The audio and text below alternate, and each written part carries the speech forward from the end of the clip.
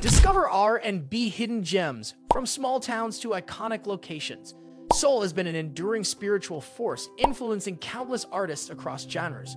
Discover the cities where soul first shined and continues to thrive today.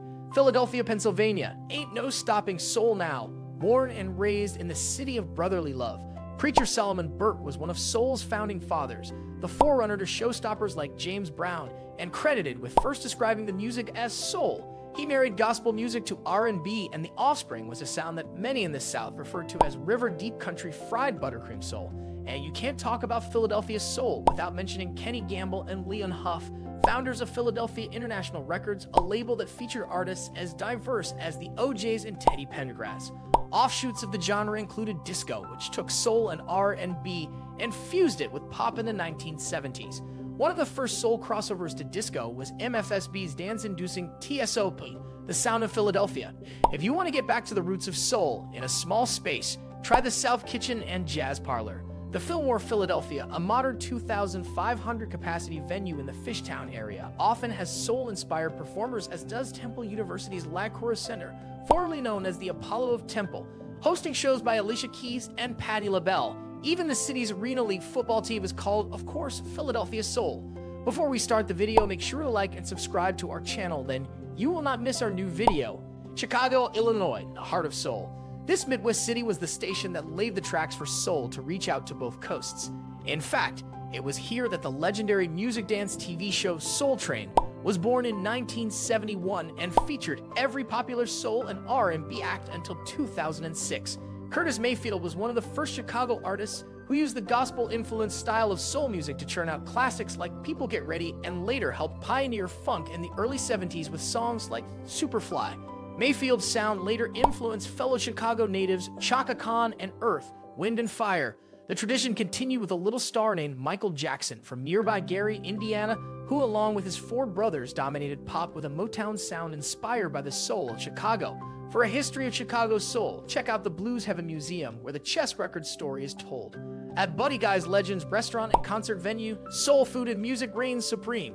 Detroit, Michigan, a genre goes into high gear. It was in Detroit that soul, fueled once again by gospel, revved into high gear. Motown, a record label founded by Berry Gordy in Detroit in 1960, broke down racial barriers with a slew of soul meets pop singles recorded by legendary Detroit artists like the Supremes, the Temptations, and Smokey Robinson and the Miracles.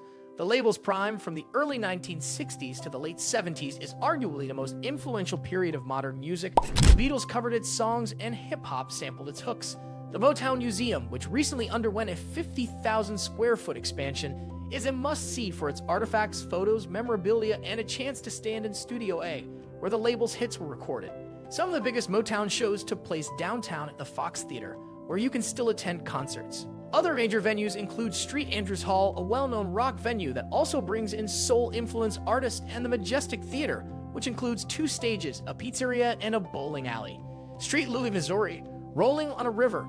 Soul music flowed into Street Louis in the early 20th century via the Mississippi River by artists arriving from the South who merged blues with ragtime. A lot of the Street Louis sound was piano-based. Chuck Berry's pianist, Street Louis musician Johnny Johnson, was inducted into the Rock and Roll Hall of Fame in the Sidemen category.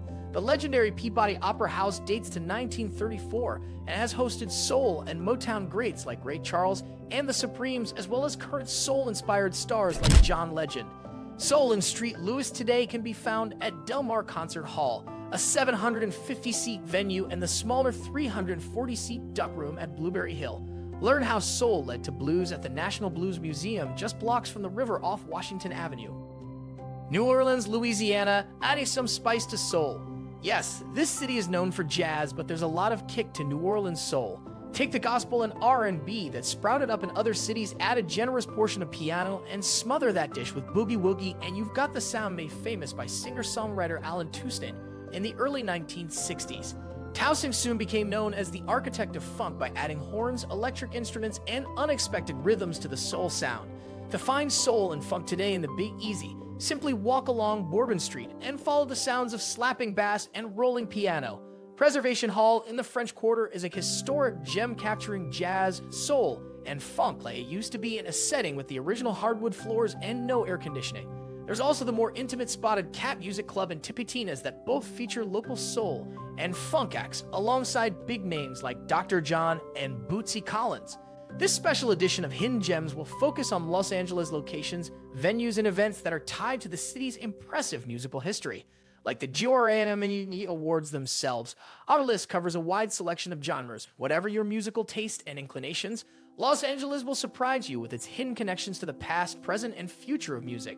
United Recording Studio, like many buildings and structures on this list, the recording studio compound on 6000/6050 Sunset Boulevard has seen many changes of names and owners.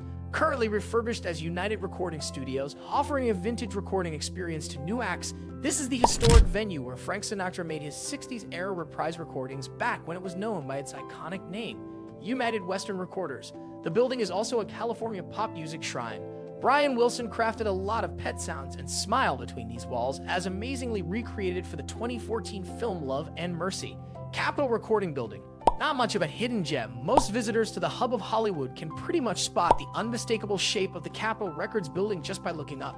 Still, this is ground zero for Los Angeles music history and offers a must-see backdrop for the musically inclined tourist. An enormous amount of pop music has been recorded and masterminded at Capitol Studios since 1956, from Nat King Cole's Cooler Than Cool sides to Bob Dylan's Sinatra-influenced collections to Muse and Imagine Dragons. Dantana's. If you want to end your evening like the legends used to do, head to Dantana's, offering a real-deal classic dining experience since 1964. Dantana's is the perfect place to imbibe the bygone atmosphere of the non-counterculture 1960s music scene, where dapper men and formidable dames got their ring-a-ding-ding on. Rainbow Bar and Pearl.